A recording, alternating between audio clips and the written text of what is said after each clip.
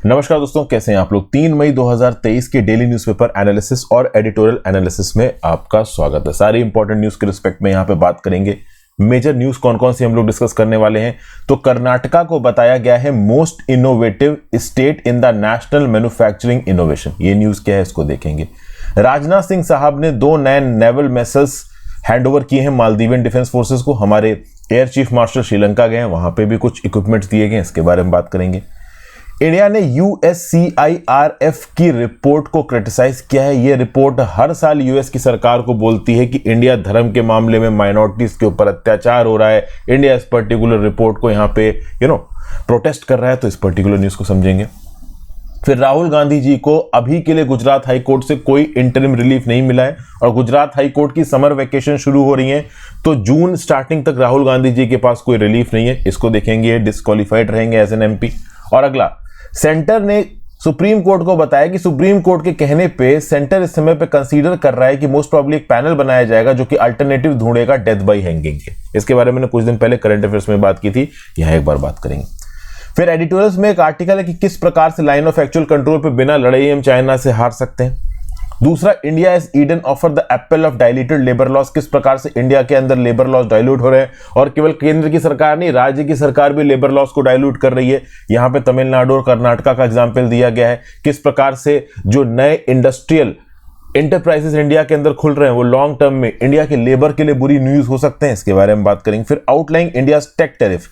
देखिए, world trade organisation में एक लीगल प्रोसीडिंग्स चल रही है इंडिया के अगेंस्ट। इंफॉर्मेशन टेक्नोलॉजी से रिलेटेड जो प्रोडक्ट्स पे इंडिया ने ज्यादा इंपोर्ट ड्यूटी लगा रखी है ना, उसको लेके यहां पे ये आप कह लो लीगल केस इनिशिएट हुआ है WTO के डिस्प्यूट सेटल मैकेनिज्म में। तो इंडिया ने यहां पे क्या अपने सबमिशंस दिए और क्या इंडिया के अगेंस्ट जजमेंट आया है, इसके अगेंस्ट इंडिया अपील कैसे कर सकता है, ये सब यहां पे डिस्कस किया गया, डिटेल में देखेंगे। फिर भी ये जो आर्टिकल 142 के अंदर सुप्रीम कोर्ट ने बोला है कि कंप्लीट जस्टिस करने के लिए डिवोर्स दिया जा सकता है 6 महीने इंतजार किए बिना, इसके बारे में एक आर्टिकल, इसको देखेंगे। कर्नाटका के अंदर कम्युनल पॉलिटिक्स, इसको देखेंगे।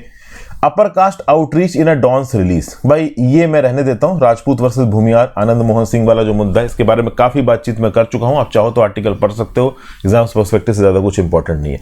वैसे देखिए, मैं हर चीज एग्जाम पर्सपेक्टिव से नहीं, अवेयरनेस के पर्सपेक्टिव से बताता हूं, बट ये आनंद मोहन सिंह वाली न्यूज के बारे में काफी बातचीत कर चुके हैं, तो रोज रोज वही बात है, कोई मतलब नहीं है। Word of the day, plausible. आगे बढ़ने से पहले दोस्तों, वीडियो पे लाइक का बटन। मैंने अपनी ऐप लॉन्च की दोस्तों, हर्षित द्विवेदी एजुकेशन। आप मेरे ऐप पे जा सकते हैं, नीचे डिस्क्रिप्शन बॉक्स में आपको ऐप का लिंक मिल जाएगा। ओवरऑल आप ऐप एंड्रॉइड पे भी डाउनलोड कर सकते हो। एंड्रॉइड पे मेरे नाम हर्षित द्विवेदी एजुकेशन से मिल जाएगी। आईफोन पे आपको माई इंस्टीट्यूट नाम की एक ऐप डाउनलोड करनी पड़ेगी और वहां पे लॉगिन करने के बाद ऑर्गेनाइजेशनल कोड डालना पड़ेगा PJDDN।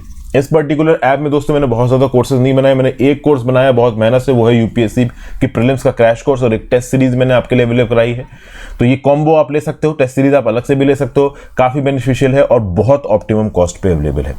ओके, तो you can opt for it. जो लोग अभी पेपर देने वाले हैं वो भी ले सकते हैं, और जो ओवरऑल 2024-25 के लिए तैयारी शुरू कर रहे हैं और पिछले कुछ 13 से 15 महीने का रिवीजन करना चाहते हैं करंट अफेयर्स का, वो भी ले सकते हैं। तो प्लॉजिबल का मतलब होता है सीमिंग रीजनेबल और प्रोबेबल। अब प्लॉजिबल एक्सप्लेनेशन मतलब अपीयरिंग वर्दी ऑफ बिलीफ, कि हाँ भाई ठीक है, जो कुछ भी बोल रहे हो उसको माना जा सकता है, वो सही है, ठीक है। तो मतलब जो आप कह रहे हो वो भरोसेमंद लायक है, इसको आप कह सकते हो प्लॉजिबल। वीडियो पे लाइक और शेयर का बटन जरूर दबा देना। चलिए, पहली news, GS paper 2 judiciary no interim relief for Rahul, high court to give verdict after 4 June. तो गुजरात हाई कोर्ट ने अभी के लिए interim protection Congress leader Rahul Gandhi को देने से मना कर दिया। गुजरात हाई कोर्ट ने बोला कि इंटरिम प्रोटेक्शन की कोई जरूरत नहीं, हम ओवरऑल इस पर्टिकुलर केस में फाइनल जजमेंट देंगे। और अगली मीटिंग बुलाई है गुजरात हाई कोर्ट ने 4 जून को, समर वेकेशन खत्म होने के बाद। मोदी सरनेम केस में डेफेमेशन लगा हुआ था राहुल गांधी के ऊपर, सेक्शन 499 और 500 of the Indian penal code, criminal defamation. इसके बारे में मैंने अलग से भी 2-3 वीडियोस बनाई हैं। राहुल गांधी अगर आप मेरे नाम के साथ यूट्यूब पे सर्च मारोगे तो आपको वीडियोस मिल जाएंगी, ठीक है भाई। तो 3 अप्रैल को अपने कन्विक्शन के अगेंस्ट सेशंस कोर्ट में गए। सेशंस कोर्ट ने ओवरऑल राहुल गांधी के कन्विक्शन को ओवरटर्न नहीं किया, तो ऑब्वियस सी बात है सेशंस कोर्ट के डिसीजन के अगेंस्ट बेल तो मिल गई थी राहुल गांधी को। सेशंस कोर्ट के डिसीजन के अगेंस्ट गुजरात हाई कोर्ट में आए। गुजरात हाई कोर्ट ने भी अभी के लिए चीजों को पेंडिंग रख दिया, क्योंकि देखिए 5 मई लास्ट वर्किंग डे है गुजरात हाई कोर्ट का, और उसके बाद गुजरात हाई कोर्ट रीओपन होगी 4 जून को, वो समर वैकेशन पे जा रही है। तो इतने महीने तक, मतलब इतने दिन तक, 1 महीने तक ऑलमोस्ट यहाँ पे राहुल गांधी जी का केस पेंडिंग पड़ा रहेगा। ही विल बी डिस्क्वालीफाइड, मतलब he will remain disqualified as a Lok Sabha MP, और उनका कन्विक्शन स्टैंड करेगा। वो भले बेल पे बाहर है बट कन्विक्शन स्टैंड कर रहा है, मतलब उनकी जो 2 साल की सजा है वो अभी भी स्टैंड कर रही है। ओके भाई, तो लेट्स सी यहाँ पे क्या हो क्या आता है। जस्टिस प्रचक ने यहाँ पे क्या बोला, it is in interest in fitness of the case that the matter may be decided finally and no interim protection be granted at this stage, hence the matter is kept for final judgment post summer vacation. समझ गए? तो post summer vacation के बाद final judgement के लिए case यहाँ पे listed है, ठीक है। इसके साथ साथ यहाँ पे गुजरात हाई कोर्ट ने ये भी बोला है राहुल गांधी जी को कि देखिए, आप एक पब्लिक रिप्रेजेंटेटिव हो, अगर आप कोई पब्लिक स्टेटमेंट्स देते हो तो वो जिम्मेदार पब्लिक स्टेटमेंट्स होने चाहिए। ओवरऑल हद से ज्यादा पॉलिटिकल और डिविजिव पब्लिक स्टेटमेंट्स आपको नहीं देने चाहिए। तो थोड़ा ज्ञान भी मिला है यहाँ पे राहुल गांधी जी को। आगे जाते हैं। Centre plans panel to find alternative to death panel to find alternative to death by hanging GS paper two government policies and interventions capital punishment. देखिए, अगर आप देखो तो अभी सुप्रीम कोर्ट में 2 मई को जो हमारे अटॉर्नी जनरल ऑफ इंडिया है आर वेंकट रमानी, उन्होंने chief justice of India DY Chandrachud साहब के सामने यह सबमिट किया कि जैसा सुप्रीम कोर्ट ने डायरेक्शंस दिए हैं, किसको? केंद्र की सरकार को। जी हां, सुप्रीम कोर्ट ने पहले की हियरिंग में, जो हमारे चीफ जस्टिस हैं, उन्होंने पहले की हियरिंग में सरकार को सजेशन दिया था कि भाई हो सके तो आप एक कमेटी बनाइए, जिस कमेटी में एक्सपर्ट हो नेशनल लॉ यूनिवर्सिटीज के, लॉ के प्रोफेसर्स हो, डॉक्टर्स हो, साइंटिफिक पर्सन्स हो, और ये पर्टिकुलर कमेटी इस बात के ऊपर बातचीत करेगी कि क्या ओवरऑल फांसी चढ़ा के किसी को एग्जीक्यूट करना सही है, क्या कोई alternative form of execution present है। देखिए, सुप्रीम कोर्ट का यह बोलना है, और एक्चुअली में सुप्रीम कोर्ट में मुद्दा पहुंचा कैसे। एडवोकेट ऋषि मल्होत्रा साहब ने एक पिटीशन फाइल की है सुप्रीम कोर्ट में, और ये चैलेंज कर रहे हैं constitutionality of death by hanging as a mode of execution.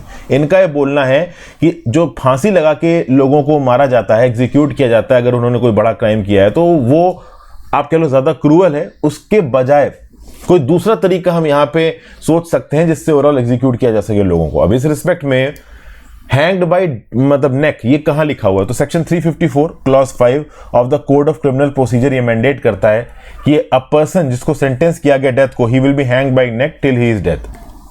तो लंबे समय से, डेकेड से इस बात के ऊपर बहस चल रही है कि भाई ये फांसी चढ़ा के जो मारने वाला तरीका है, क्या इससे कोई आसान तरीका है? क्या ये तरीका ज्यादा क्रूअल है? अब 2018 में सुप्रीम कोर्ट में सेंटर ने एक एफिडेविट फाइल किया था, और सेंटर ने बोला था कि देखिए, अभी के लिए हैंगिंग सबसे अनक्रूअल तरीका है। ये बारबैरिक नहीं है, इनह्यूमन नहीं है, क्रूअल नहीं है, क्योंकि फायरिंग स्क्वाड्स और लीथल इंजेक्शंस के थ्रू जो हैंगिंग होती है, जो एग्जीक्यूशन होता है, उसमें कभी कभी चांसेस ये होते हैं कि गोली सही जगह नहीं लगी या लीथल इंजेक्शन सही तरीके से इफेक्ट नहीं हुआ, तो उस पर्टिकुलर इंडिविजुअल की मौत नहीं होती, वो और तड़पता तरसता रहता है। और अभी के लिए 2011 से 21 के बीच में 36 कंट्रीज कौन कौन से तरीके से एग्जीक्यूशन करती हैं? तो बी मतलब बिहेडिंग, सर कलम कर देना, एच मतलब हैंगिंग, टांगना जो इंडिया में होता है, आई मतलब लीथल इंजेक्शन, एस मतलब शूटिंग, ई मतलब इलेक्ट्रोल्यूक्यूशन। तो इन सारे ऑप्शंस में देखोगे तो सबसे ज्यादा कम क्रूअल आपका हैंगिंग वाला ऑप्शन है, इसलिए हैंगिंग वाला ऑप्शन ही सही है।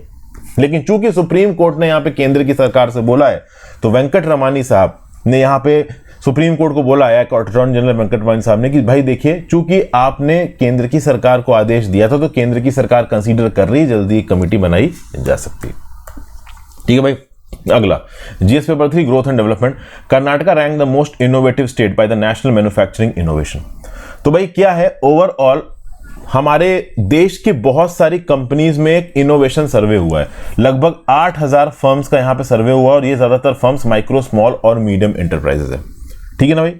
ये पर्टिकुलर सर्वे किस चीज को लेके हुआ है? Degree of innovation among manufacturing firms को लेके हुआ है। और इस सर्वे में पता चला है कि जो कर्नाटका है, it is the most innovative state. उसके बाद आता है Dadra and Nagar Haveli, Daman and Diu का नंबर, उसके बाद तेलंगाना, उसके बाद तमिलनाडु। इनफैक्ट अगर स्टेट के अंदर जो टोटल कंपनीज हैं, उनकी कितनी परसेंट इनोवेटिव है, तो तेलंगाना के अंदर 46.18% फर्म्स इनोवेटिव है, आपका कर्नाटका के अंदर 39.10 फर्म्स इनोवेटिव है, तमिलनाडु के अंदर 31.90 फर्म्स इनोवेटिव है, वहीं पे ओडिशा के अंदर 12.78% इनोवेटिव है, बिहार के अंदर 13.47%, झारखंड के अंदर 13.71%। ये सर्वे का पीरियड क्या था? तो 2017 से लेकर 2020 के बीच में ये सर्वे किया गया है। खास बात दोस्तों यहां पे यह है कि लगभग 80% फर्म्स यहां पे किसी प्रकार का इनोवेशन नहीं कर रही हैं, लेकिन जिन फर्म्स ने इनोवेशन किया है ज्यादातर फर्म्स ने पॉजिटिव रिजल्ट्स देखे हैं। पॉजिटिव रिजल्ट्स मतलब उनके मार्केट एक्सपेंड हुए, उनकी प्रोडक्शन कॉस्ट कम हुई है, वगैरह वगैरह। फिर कौन से राज्यों में बैरियर्स टू इनोवेशन सबसे ज्यादा है? बैरियर्स टू इनोवेशन मतलब इंटरनल फंड्स की अवेलेबिलिटी नहीं है, इनोवेशन कॉस्ट बहुत ज्यादा है, बाहर के सोर्सेस से फाइनेंसिंग नहीं मिल रही, लोन नहीं मिल रहा, आप कह लो इन्वेस्टमेंट नहीं मिल रहा। तो गुजरात और Dadra and Nagar Haveli, Daman and Diu में सबसे ज्यादा बैरियर्स टू इनोवेशन है, डिस्पाइट द फैक्ट कि ये सबसे ज्यादा इंडस्ट्रियलाइज स्टेट्स हैं, गुजरात और दादरा नागर हवेली और दमन एंड दीव। वैसे तो DNH-DD यूनियन टेरिटरीज हैं। ठीक है भाई। अब अगर देखा जाए तो ये जो फाइंडिंग्स है, ये फाइंडिंग्स आई कहां से हैं? तो नेशनल मैन्युफैक्चरिंग इनोवेशन सर्वे 2021-22 से फाइंडिंग्स आई हैं। ये पर्टिकुलर सर्वे कंडक्ट किया है NMIS, Department of Science and Technology और UNIDO, United Nations Industrial Development Organization ने मिलकर ये इनोवेशन परफॉर्मेंस चेक कर रहे थे इंडिया के मैन्युफैक्चरिंग फर्म्स की। तो ये जो NMIS 2021-22 की जो स्टडी है, ये as a two pronged survey conduct की गई थी, जिसने इनोवेशन प्रोसेसेस को, आउटकम्स को और मैन्युफैक्चरिंग फर्म्स में बैरियर्स को यहां पे चेक किया और इनोवेशन इकोसिस्टम को यहां पे स्टडी किया, इनोवेशन आउटकम्स को यहां पे निकालने की कोशिश की। ठीक है। Departments of Science and technology ने पहला नेशनल इनोवेशन सर्वे 2011 में किया था और उसके बाद का नेशनल मैन्युफैक्चरिंग इनोवेशन सर्वे 2021-22 में किया गया। ठीक है। इनोवेशन ऑब्जेक्टिव्स क्या होते हैं फर्म के? तो कितना मार्केट प्रेजेंस आप बढ़ा रहे हो, कितना टर्नओवर बढ़ा रहे हो, कितनी कॉस्ट कम कर रहे हो, कितना एनवायरमेंटल इंपैक्ट कम कर रहे हो, कितना एम्प्लॉय हेल्थ सेफ्टी पे ध्यान दे रहे हो, कितना प्रोडक्ट और प्रोसेस एनहांसमेंट कर रहे हो, वगैरह वगैरह। आगे चलते हैं। Rajnath Singh hands over 2 naval vessels to Maldivian defence forces, GS paper 3 to defence bilateral relations. तो यह इंडियन ओशन रीजन में कैपेसिटी बिल्डिंग कंडक्ट कर रहा है, लाइक माइंडेड कंट्रीज को मदद दे रहा है। तो डिफेंस मिनिस्टर राजनाथ सिंह साहब मालदीव्स गए और अपनी डे 2 की विजिट पे उन्होंने हैंडओवर किया एक फास्ट पेट्रोल व्हीकल और एक लैंडिंग क्राफ्ट असॉल्ट शिप। किसको? मालदीव्स नेशनल डिफेंस फोर्सेस को। तो इससे क्या है कि मालदीव्स नेशनल डिफेंस फोर्सेस की जो सर्वेलांस कैपेबिलिटी है समुद्र में वो बढ़ेगी। श्रीलंका के अंदर बात की जाए तो इंडियन एयरफोर्स के चीफ मार्शल VR चौधरी जी गए हैं, उन्होंने AN-32 ट्रांसपोर्ट एयरक्राफ्ट प्रोपेलर्स दिए हैं कमांडर श्रीलंकन एयरफोर्स को काटुनायके एयरबेस पे। तो भाई देखिए यहां पे इंडिया एक लीडिंग डिफेंस एक्सपोर्टर की तरह उभर के आ रहा है लोकल रीजन में। एक डिफेंस मैन्युफैक्चरिंग इकोसिस्टम इंडिया के अंदर बनाया गया। इंडिया के पास अबेंडेंट टेक्निकल मैन पावर है, हम लोग वर्ल्ड क्लास इक्विपमेंट को बनाते हैं, अपनी जरूरतों को तो पूरा करते ही हैं और एक्सपोर्ट्स भी करते हैं, अपने लाइक माइंडेड कंट्रीज की जरूरतों को भी पूरा करते हैं। इंडिया एक enhance defence partnership friendly foreign countries को ऑफर कर रहा है, जिसमें श्रीलंका और मालदीव्स 2 ऐसी कंट्रीज हैं। ओवरऑल ऐसी कंट्रीज जो कि इंडिया की नेशनल प्रायोरिटीज और कैपेबिलिटीज का भी ध्यान रखें। ठीक है ना। फिर आगे बात की जाए यहां पे, तो ये जो 2 प्लेटफॉर्म्स यहां पे मालदीव्स के अंदर दिए जा रहे हैं राजनाथ सिंह जी के द्वारा मालदीव्स की फोर्सेस को, एक फास्ट पेट्रोल व्हीकल और landing craft assault ship, overall ये मालदीव्स को पीस और सिक्योरिटी की तरफ लेके जाएंगे इंडियन ओशन रीजन में।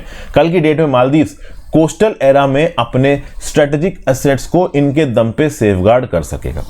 ये जो फास्ट पेट्रोल व्हीकल है ये तो कोस्टल और ऑफशोर सर्वेलेंस बहुत हाई स्पीड पे कर सकता है। इसको बेसिकली मालदीव्स के अंदर MNDF की कोस्ट गार्ड शिप हुरावी की तरह डेजिग्नेट किया गया है, इसका नाम वहां पे दिया गया है हुरावी। ओके। तो इंडिया ने बहुत तेजी से असिस्टेंस बढ़ाया है कैपेसिटी बिल्डिंग कैपेबिलिटी का, कहां पे? इंडियन ओशन लिटोरल स्टेट्स में। फिर मिस्टर राजनाथ सिंह साहब ने कॉल किया है कोलैबोरेटिव एफर्ट्स के लिए to deal with common challenges faced by Indian ocean region, जैसे क्लाइमेट चेंज के साथ कैसे डील करना है, मैरीटाइम रिसोर्सेज का कैसे सस्टेनेबल एक्सप्लॉयटेशन करना है, जो भी रीजन के कॉमन चैलेंजेस है उनको देखना, रिसोर्सेज का सस्टेनेबल एक्सप्लॉयटेशन, क्लाइमेट चेंज वगैरह वगैरह। फिर राजनाथ सिंह साहब बोल रहे हैं कि इंडियन ओशन तो हमारा शेयर्ड स्पेस है, तो इंडियन ओशन के अंदर स्ट्रेटेजिक सिक्योरिटी हम ही लोगों को मेंटेन करनी, मतलब उन कंट्रीज को मेंटेन करनी जो कि इंडियन ओशन में प्रेजेंट है, जैसे मालदीव्स हो गई, श्रीलंका हो गई, इंडिया हो गई। हम कंट्रीज की एक्टिविटीज का मैरीटाइम एनवायरनमेंट पे इंपैक्ट पड़ता है, तो हमारी एक्टिविटीज से मैरीटाइम एनवायरनमेंट सेफगार्ड हो सकता है। फिर इंडिया ने बोला है कि लोकल रीजन में ह्यूमैनिटेरियन असिस्टेंस और डिजास्टर रिलीफ के लिए भी इंडिया ने सबसे पहले रिस्पॉन्ड किया है और हम कोलैबोरेटिव तरीके से इंगेज करके हर कंट्रीज की मदद करना चाहेंगे। श्रीलंका ऊपर नजर आ रहा, इंडिया ऊपर नजर आ रहा, श्रीलंका यहाँ और मालदीव्स यहाँ। कितने अटॉल्स है मालदीव्स में? यहाँ पे लेफ्ट में आपको नजर आ जाएगा। ऑलमोस्ट मालदीव्स का जो साउदर्न मोस्ट अटॉल है हुआदो अटॉल और आदो अटॉल, ये इक्वेटर तक पहुंच गए हैं। आगे बात करते हैं। India criticises USCIRF report, calls it miss representation of fact. USCIR मतलब US commission on international religious freedom. 2 मई को इस पर्टिकुलर ऑर्गेनाइजेशन की रिपोर्ट को इंडिया ने बाइस्ड और मोटिवेटेड बोला, और ये ऑर्गेनाइजेशन आज से नहीं लंबे समय से बाइस्ड और मोटिवेटेड रिपोर्ट दे रहा है इंडिया के अगेंस्ट। एक्सटर्नल अफेयर्स मिनिस्ट्री की जो स्पोक्स पर्सन है अरिंदम बागची साहब, उन्होंने बोला है कि जो USCIRF है ये मिस रिप्रेजेंट करता है फैक्ट्स को, और खुद को मतलब इस प्रकार के फैक्ट्स को देके USCIRF अपने आप को ही ओवरऑल कह लो डिस्क्रेडिट कर रहा है। इनको इंडिया के बारे में थोड़ा और पढ़ना चाहिए, इंडिया की एक बेटर अंडरस्टैंडिंग लेनी चाहिए, इंडिया की प्लुरैलिटी की, डेमोक्रेटिक एथिक्स की इनको ज्यादा कुछ पता है नहीं। यूएस के अंदर बैठ के बकवास करते रहते हैं और इंडिया के ऊपर रिपोर्ट देते रहते हैं। US commission on international religious freedom की जो रिपोर्ट है वो लगातार बायस्ड और मोटिवेटेड कमेंट्स देती है इंडिया के अगेंस्ट, और इस साल की 2023 की एनुअल रिपोर्ट में भी उन्होंने इसी प्रकार के कमेंट्स दिए हैं। तो हम USCIRF से बोलते हैं कि थोड़ा सोच समझ के अपने कमेंट्स दीजिए, पहले इंडिया के बारे में पूरी तरीके से जान लीजिए, फिर बकवास करनी शुरू करिए। क्या बोला ऐसा USCIRF ने? देखिए 2020 से USCIRF यूएस की सरकार को, यूएस के स्टेट डिपार्टमेंट को, उनकी होम मिनिस्ट्री को बार बार यही बोल रही है कि इंडिया को डेजिग्नेट करो कंट्री ऑफ पर्टिकुलर कंसर्न। मतलब इंडिया के अंदर रिलीजियस फ्रीडम्स को वायलेट किया जाता है, इंडिया माइनॉरिटीज के अगेंस्ट अत्याचार करता है, इस प्रकार की बकवास ये कर रहे हैं। ये खुद की कंट्री को नहीं देख रहे हैं जहां पे ब्लैक पॉपुलेशन को इतना परेशान किया जा रहा है, इंडिया को ज्ञान बांटते फिर रहे हैं। ओके, वैसे मैं बता दूं कि USCIRF के जो भी रिकमेंडेशंस हैं वो यूएस के स्टेट डिपार्टमेंट के ऊपर मैंडेटरी नहीं है। 3 साल से लगातार ये रिकमेंडेशन दिए जा रहे हैं, but US space department, state department उनको कन्वीनियंटली इग्नोर कर देता है। ठीक है, जो इंडिया सेक्शन है लेटेस्ट रिपोर्ट का USCIRF का, उसने ये बताया कि 2022 में इंडिया में जो रिलीजियस फ्रीडम है वो वर्सन होती जा रही है, और यूएस कमीशन ने बाइडेन एडमिनिस्ट्रेशन मतलब यूएस की सरकार से बोला है कि इंडिया के ऊपर टारगेटेड सैंक्शंस लगाओ, इंडिया की गवर्नमेंट एजेंसीज और ऑफिशियल्स के ऊपर सैंक्शंस लगाओ, चूंकि उन्होंने सीवियर वॉयलेशन किए हैं रिलीजियस फ्रीडम के। इनके एसेट्स को फ्रीज कर दो। कांग्रेस मतलब यूएस की पार्लियामेंट को भी बोल रहे हैं कि रिलीजियस फ्रीडम का इशू उठाओ यूएस इंडिया बायलैटरल मीटिंग्स में।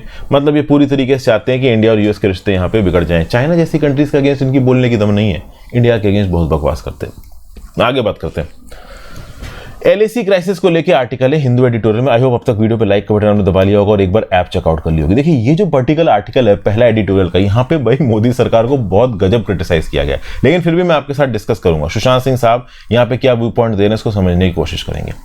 मई 2020 में पहली बार लाइन ऑफ एक्चुअल कंट्रोल पे चाइना की इनग्रेस की खबर निकल के आई। ठीक है, उसके बाद से डिसएंगेजमेंट के ऊपर बात हो रही है, इंक्रोचमेंट को हटाने के ऊपर बातचीत हो रही है। बहुत सारे इलाकों में ओवरऑल यहां पे डिसएंगेजमेंट हो भी चुका है, लेकिन 2 इलाके देपसांग और देमचोक, ओवरऑल इन इलाकों में 65 पेट्रोलिंग पॉइंट्स में से 26 पेट्रोलिंग पॉइंट तक इंडियन आर्म्ड फोर्सेस का जो एक्सेस है वो चला गया है। इंडियन आर्म्ड फोर्सेस इनको एक्सेस ही नहीं कर पा रही है। वैसे मैं बता दूं दोस्तों, देपसांग प्लेन्स की लोकेशन को लेके आज ही रात तक या फिर कल सुबह तक मैं एक वीडियो आपके लिए लेके आऊंगा मैप्स के साथ। आपको बहुत मजा आएगा उस वीडियो को देख के, काफी मेहनत से वो वीडियो मैंने बनाई है कि देपसांग प्लेन्स की लोकेशन इंडिया के लिए इतनी क्यों इंपॉर्टेंट है और चाइना इतना क्यों पागल हो रहा है देपसांग प्लेन की लोकेशंस के लिए। बहुत ही जबरदस्त मैप रिप्रेजेंटेशन के साथ मैं वीडियो लेके आ रहा हूं। 4 या 5 मिनट की वीडियो होगी, लेकिन आपके लिए काफी यूजफुल होगी। बहरहाल वापस आ जाते हैं। देखिए डिप्लोमेटिक मीटिंग्स हो रही, कॉप्स कमांडर्स की मीटिंग हो रही, लेकिन देमचौक देपसांग के इशू को हम लोग सॉर्ट आउट नहीं कर पा रहे। पिछले साल सितंबर से कोई यहां पे फॉरवर्ड मूवमेंट देखने को मिल नहीं रहा है। इंडियन और चाइनीज मिनिस्टर्स मिल चुके हैं, फॉरेन और डिफेंस मिनिस्टर्स मिल चुके हैं। बीजिंग ने न्यू दिल्ली के सारे पॉइंट्स को इग्नोर कर दिया है। अप्रैल 2020 के स्टेटस को की डिमांड इंडिया उतना नहीं कर रहा है, देपसांग देपचौक के इशू को रिजॉल्व करने की बात कर रहा है, बट चाइना यहां पर सुन नहीं रहा है। अब इस बात को लेकर भारत सरकार को क्रिटिसाइज किया जा रहा है। अब ऑथर याद दिला रहा है 2013 की। 2013 में भी कुछ ऐसी ही देपसांग क्राइसिस हुई थी। उस समय पे यूपीए यानी कांग्रेस की सरकार थी। जिस प्रकार से आज की डेट में इंडियन आर्मी की पेट्रोलिंग को ब्लॉक किया चाइना ने, 2013 में भी देपसांग में ब्लॉक किया था। उस समय पे अगर आप देखो तो कांग्रेस पावर में थी, मनमोहन सिंह जी हमारे प्रधानमंत्री थे, एक्सटर्नल अफेयर्स मिनिस्टर जो जयशंकर से ये आज हैं वो उस समय पे इंडिया के एम्बेसडर थे बीजिंग में चाइना में, और जो करंट गवर्नर है अरुणाचल प्रदेश के लेफ्टिनेंट जनरल KT पटनायक वो उस समय पे नॉर्दर्न आर्मी कमांडर थे। उस समय पे भी पीपल लिबरेशन आर्मी ने बॉटलनेक वाई जंक्शन नाला को ब्लॉक किया था, आज भी ब्लॉक करके रखा है। लेकिन देपसांग में 2013 में जो 3 हफ्ते का ब्लॉकेज लगाया था देपसांग में चाइनीज आर्मी ने, उसके अगेंस्ट इंडियन आर्मी ने एक ऑपरेशन लॉन्च किया था। इंडियन आर्मी ने चाइनीज साइड ने चुमार में एक ऑपरेशन लॉन्च कर दिया था। जो चाइनीज साइड थी वो थोड़ा प्रेशर में आ गई थी, निगोशिएशंस हुए और ओवरऑल देपसांग प्लेन की फॉरवर्ड लोकेशन से पीछे की तरफ चले गए चाइनीज सोल्जर्स। तो उस समय पे जो भारत सरकार ने किया उसके चलते चाइनीज को रिट्रैक्ट करना पड़ा। आज की डेट में 3 साल बीत रहे हैं, लेकिन ओवरऑल अगर आप देखो तो ज्यादा कुछ हो नहीं पा रहा है इस देपसांग के इंक्रोचमेंट को लेकर। नरेंद्र मोदी जी जब गुजरात के चीफ मिनिस्टर थे तब ओवरऑल 2013 के इस मुद्दे पे उन्होंने आवाज उठाई थी और उन्होंने बोला था कि प्रॉब्लम ओवरऑल बॉर्डर पे नहीं है, प्रॉब्लम दिल्ली में। लेकिन अब देखा जाए तो 3 साल से पीएलए देपसांग के अंदर इंडियन आर्मी के मूवमेंट को ब्लॉक करके बैठा गया है और ना सरकार ज्यादा कुछ कह रही है, ना मीडिया ज्यादा कुछ कह रहा है। इनफैक्ट कुछ फॉर्मर आर्मी ऑफिसर्स बहुत नाराज हैं, जैसे कि farmer Ladakh corps commander lieutenant general Rakesh Sharma. उन्होंने एक स्ट्रॉन्ग रिजॉइंडर लिखा कि भाई ये किस प्रकार की अप्रोच भारत सरकार लेके चल रही है देपसांग के अंदर। जो मेन स्ट्रीम मीडिया है, ओके, जो मिलिट्री ब्रास है जैसे Manoj Pande Indian army chief और northern army commander lieutenant general Upendra Dwivedi, इन्होंने ग्राउंड रियलिटीज के बारे में जरूर कुछ बोला है। लेकिन बात यह कि हमारी आर्मी वो करेगी जो हमारी पॉलिटिकल लीडरशिप उनको करने को बोलेगी। और इस समय पे प्रधानमंत्री, होम मिनिस्टर और एक्सटर्नल अफेयर्स मिनिस्टर इस पर्टिकुलर टॉपिक को लेके चुप है। इनफैक्ट अगर आप देखो तो व्हाइट हाउस की एक ऑफिशियल ने 2021 लीजा कर्टिस, उन्होंने लिखा था कि इस समय पे शायद भारत सरकार ये नहीं चाहती कि भारत के लोगों को पूरी तरीके से पता चले कि लाइन ऑफ एक्चुअल कंट्रोल पे क्या हो रहा है। अगर पता चल जाता है तो सरकार के इनकॉम्पिटेंस और इनएक्शन के अगेंस्ट सवाल उठ सकता है। तो बेसिकली यहां पे जो ऑथर है सुशांत सिंह, वो सरकार की ओवरऑल जो डीलिंग है एलएसी में उसको बहुत क्लियर शब्दों में क्रिटिसाइज कर रहे हैं। समझ गए बात को। अब सबसे खास बात यहां पे क्या बताई जा रही, इनकॉम्पिटेंस एंड इनएक्शन। देखिए बात यह है कि इनकॉम्पिटेंस कैपेबिलिटी का एक फंक्शन हो सकता है। अगर आप इनएक्शन लेते हो आउट ऑफ फियर, जैसे फॉर एग्जांपल आप बॉर्डर पे चाइना के अगेंस्ट कुछ नहीं करते हो क्योंकि आपको डर लग रहा है कि चाइना के साथ एक मिलिट्री एस्केलेशन शुरू हो जाएगा, तो फिर उसमें तो निगोसिएशन की कोई बात ही नहीं हुई ना। निगोसिएशन तब होता है जब गिव एंड टेक जैसा कुछ हो। जैसे अगर हम चाइनीज को बोल रहे हैं देपसांग में पीछे हटो, तो चाइना वाला हमसे बोलेगा तुम कहीं से पीछे हटो, हम तो कहीं आगे है ही नहीं, तो हम निगोशिएट करेंगे किस बात को लेके। तो इसी बात पे देखो तो निगोसिएशन टेबल पे ज्यादा कुछ हो नहीं पा रहा है क्योंकि बीजिंग के हाथ में सारे कार्ड्स हैं। नो डाउट बीजिंग एक बड़ी इकोनॉमी है, मिलिट्री है, इंडस्ट्रियल जियोपॉलिटिकल पावर है, लेकिन इसका मतलब ये नहीं कि बीजिंग इंडिया के ऊपर कभी भी अटैक कर सकता है। रशिया जैसी बड़ी पावर यूक्रेन को पूरी तरीके से कब्जा नहीं कर पाई, तो चाइनीज प्रेसिडेंट जी जिनपिंग भी जानते हैं कि वो इंडिया को हरा नहीं पाएंगे। समझ गए बात को। तो जब वो जानते हैं इंडिया को हरा नहीं पाएंगे और इंडिया वॉर के अंदर नुकसान में आ जाएगा, तो इस बात को लेके हम डर के कुछ करें ना, ये यहां पे सही अप्रोच नहीं है। 1962 की जंग में जवाहरलाल नेहरू जी के साथ जो फियास्को हो गया था, इस समय पे जो हमारे प्राइम मिनिस्टर साहब हैं वो फियास्को रिपीट नहीं करना चाहते, ऐसा कुछ ऑथर बोल रहे हैं। 1962 में जवाहरलाल नेहरू जी के ऊपर इंटेंस प्रेशर पड़ा कि चाइनीज क्या कर रहे हैं, आप कुछ करिए। तो जवाहरलाल नेहरू जी को प्रेशर के अंडर मिलिट्री कन्फ्रंटेशन करना पड़ा, क्योंकि स्वतंत्र पार्टी आरएसएस उनके ऊपर प्रेशर डाल रही थी, और उसका क्या रिजल्ट आया वो हमने अभी देखा है। आज के समय पे एक हाइपर नेशनलिस्ट नैरेटिव फैलाया जा रहा है। 70% इंडियंस को यह लगता है कि कल की डेट में इंडिया चाइना के बीच में लड़ाई हो जाएगी तो इंडिया जीत जाएगा। यहाँ पे सर्जिकल स्ट्राइक्स और बालाकोट एयर स्ट्राइक की बात की जाती है, but at the same point of time Chinese जो कि देपसांग प्लेन्स में घुस के बैठे हैं, हम उनको इफेक्टिवली पीछे की तरफ भगा नहीं पा रहे। इसका मतलब ये नहीं कि हम उनसे सीधे सीधे मिलिट्री कन्फ्रंटेशन लॉन्च कर दें, कुछ तो करें, किसी एक अल्टरनेटिव स्फीयर में अपना इन्फ्लुएंस तो बढ़ाएं, निगोशिएशन के लिए अपने हाथ में कुछ तो लेके आए। लेकिन यहाँ पे सरकार की अप्रोच कुछ और है। ओवरऑल देखो 2014 में जब हम चाइनीज लीडर अहमदाबाद में होस्ट कर रहे थे जी जिनपिंग को, तब वो लोग ओवरऑल चुमार में अपने सोल्जर्स को भेज रहे थे। 2015 में भी इंडियन लीडर्स ने जो चाइनीज लीडर से बोला कि एलएसी को डिलिनेट करो, उन्होंने करने से मना कर दिया। चाइना लगातार न्यूक्लियर सप्लाईज ग्रुप में इंडिया की एंट्री को बैन कर रहा है। इंडिया में जिन लोगों ने टेररिस्ट अटैक अटेंडेड किए हैं उनके इकोनॉमिक मतलब उनके सिक्योरिटी काउंसिल में सैंक्शन लिस्टिंग को लेकर टेक्निकल होल्ड लगा रहा है। चाइनीज लगातार लद्दाख में मैसिव मिलिट्री इंफ्रास्ट्रक्चर बना रहे हैं। तो ये जो पॉलिटिक्स है हमारी सरकार की और हमारे प्राइम मिनिस्टर की, भाई चाइनीज लीडर के साथ मिलकर पर्सनालिटी दिखा के हाथ मिला के चीजें हो जाएंगी, कुछ नहीं होने वाला है। बातचीत करके कुछ नहीं होने वाला। निगोशिएशन टेबल पे आपके पास कुछ ना कुछ होना चाहिए। यहाँ पे एक स्ट्रॉन्ग टैक्टिक्स की जरूरत है, बट मिलिट्री डिफीट के चलते एक स्ट्रॉन्ग टैक्टिक्स दिख नहीं रही है। नाथू ला की क्राइसिस से लेके आज तक चाइना तभी पीछे हटा है जब इंडिया के हाथ में कोई ना कोई निगोशिएटिंग पॉइंट रहा है, और अभी देमसॉक और देमचोंग को लेके कोई ऐसा निगोशिएटिंग पॉइंट इंडिया के पास नहीं है।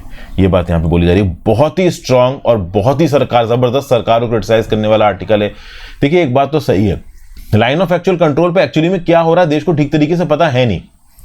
आप अगर एक एवरेज नागरिक की बात करोगे तो देपसांग पॉइंट में मैं आपको बता दूं कि मैं वाई जंक्शन बॉटलनेक नाला को जब यूट्यूब पे ढूंढने की कोशिश कर गूगल अर्थ पे ढूंढने की कोशिश कर रहा था, मैं उस पॉइंट को ठीक तरीके से नहीं समझ पा रहा था।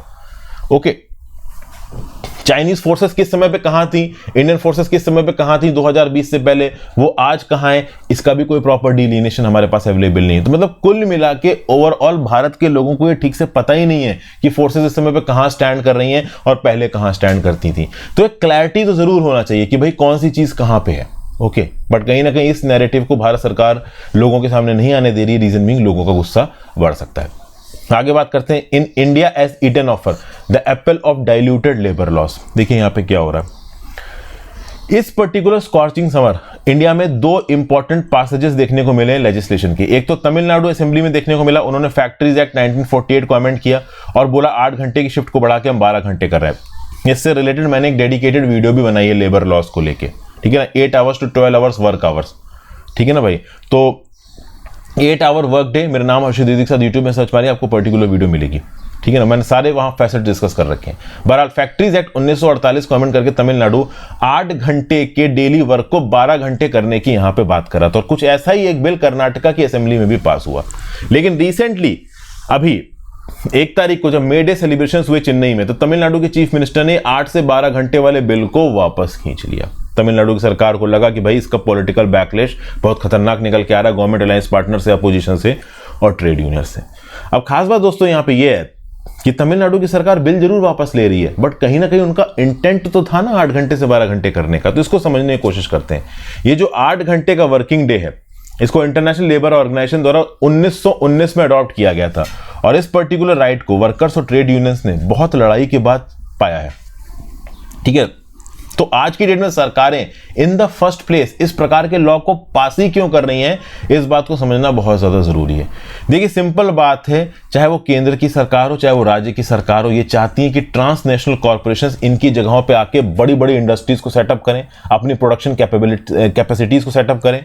ये केंद्र की सरकार भी चाहती है, राज्य की सरकार भी चाहती है। इसलिए केंद्र की सरकार 4 लेबर कोड्स लेके आई थी 2019-20 में, ठीक है ना भाई, जिसने कहीं ना कहीं लेबर प्रोटेक्शन आर्किटेक्चर को कमजोर किया, थ्रेशोल्ड्स को कम किया, कलेक्टिव बार्गेनिंग को स्क्वीज किया, लेबर्स की इफेक्टिव वर्किंग को कर्टेल किया, सोशल डायलॉग को डिस्करेज किया, वगैरह वगैरह।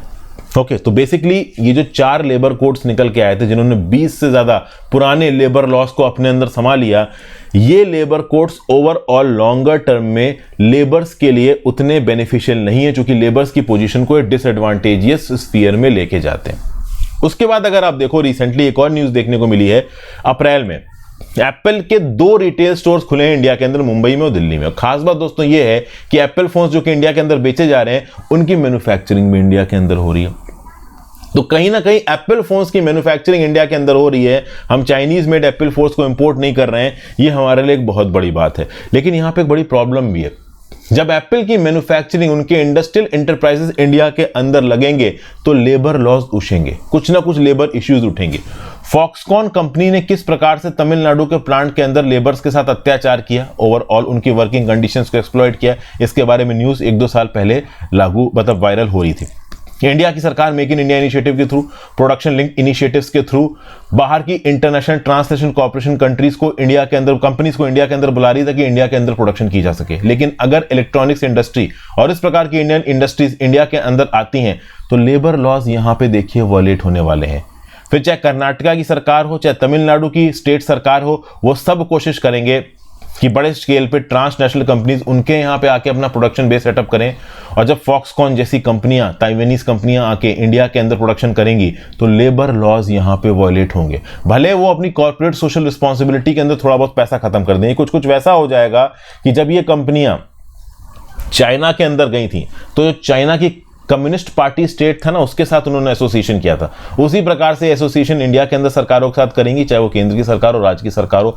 और उसमें एक इंसान यहां पे नुकसान में जाएगा, वो है लेबर, क्योंकि लेबर के कोई वर्किंग लॉस नहीं होंगे, लेबर को क्रिटिसाइज मतलब आपके लोग एक्सप्लॉइट किया जाएगा, इनफॉर्मल मतलब एम्प्लॉयमेंट होगा उनका। और ये सब करने के लिए एप्पल, फॉक्सकॉन जैसी कंट्रीज पूरी दुनिया में फेमस है। मेनलैंड चाइना में भी ओवरऑल इस प्रकार से लेबर्स का एक्सप्लॉइटेशन हुआ, बट वहां पे न्यूज ज्यादा बाहर निकल के आती नहीं, इंडिया में न्यूज थोड़ी बाहर निकल के आ जाती है। तो लेबर सेंट्रिक पर्सपेक्टिव लेके चलना है, बट आज की डेट में इंटेंस इंटरनेशनल कंपटीशन के चलते लेबर सेंट्रिक पर्सपेक्टिव हो नहीं पा रहा है और हम अपने डेवलपमेंट के चलते कहीं ना कहीं चाइना जैसे ही बनते जा रहे हैं। ठीक है भाई, फिर बात करेंगे आउटलाइन इंडिया टेक टैरिफ। यहां पे क्या बात हो रही है, देखिए रिसेंटली ही यूरोपियन यूनियन, जापान, ताइवान ने 3 आप कह लो world trade WTO dispute settlement panels के सामने इंडिया के टैरिफ्स के अगेंस्ट एक केस फाइल किया था। इंफॉर्मेशन और कम्युनिकेशन टेक्नोलॉजी के प्रोजेक्ट जैसे मोबाइल फोन वगैरह और कुछ चीजों को लेकर इंडिया ने बड़ी heavy import tariffs, import duty लगा रखी। तो इस बात को लेकर यूरोपियन यूनियन, जापान और ताइवान वर्ल्ड ट्रेड ऑर्गेनाइजेशन में चले गए कि इंडिया वॉयलेट कर रहा है article 2 of GATT, general agreement on tariffs and trade, और इंडिया ने अपने गुड्स शेड्यूल को वॉयलेट किया है। और इस बात को लेकर इंडिया के अगेंस्ट डिसीजन दिया है WTO के इस पैनल ने। मैं आपको समझाने की कोशिश करता हूं दोस्तों। क्या होता है गुड्स शेड्यूल का, आपने नाम सुना होगा, अगर आपने नहीं नाम सुना है तो मैं बताता हूं। HSN बोलते हैं इसको, हार्मोनाइज सिस्टम ऑफ नॉमेनक्लेचर।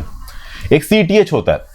जैसे फॉर एग्जांपल अगर आपको देश के बाहर कोई गुड एक्सपोर्ट करना है या फिर देश के अंदर कोई गुड्स इंपोर्ट करना है तो आपको उसका एक HSN कोड डिक्लेयर करना पड़ेगा, ठीक है ना।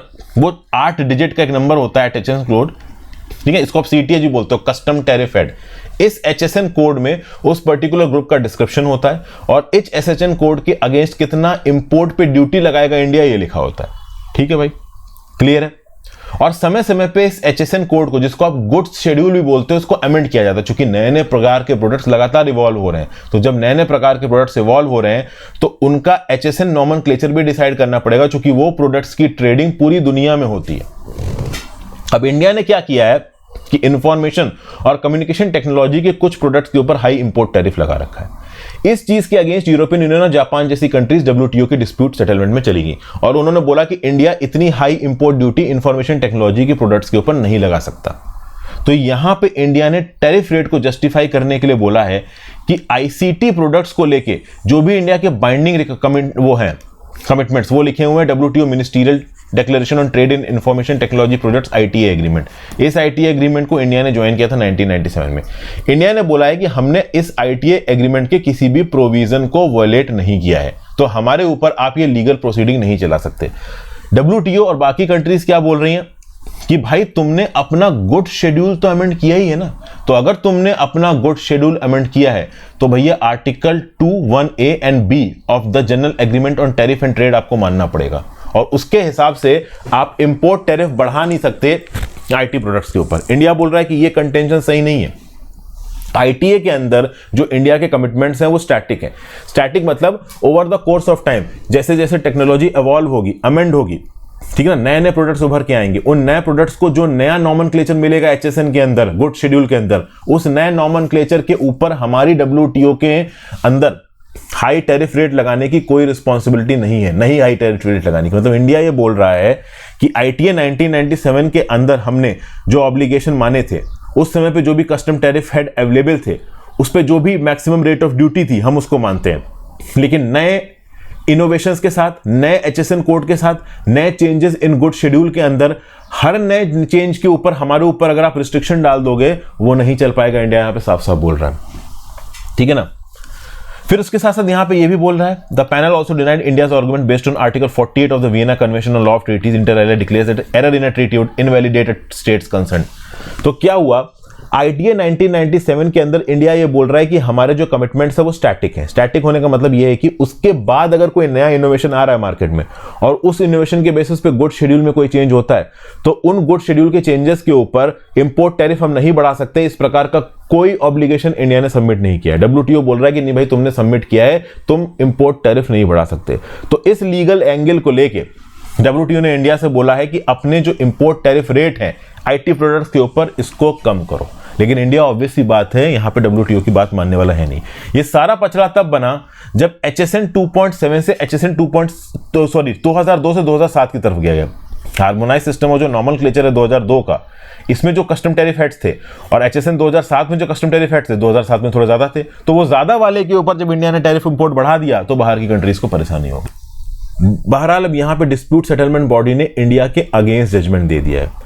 इंडिया ये जजमेंट नहीं मान सकती टेक्निकली, और इंडिया ओवरऑल इस जजमेंट के अगेंस्ट अपील में जा सकती है।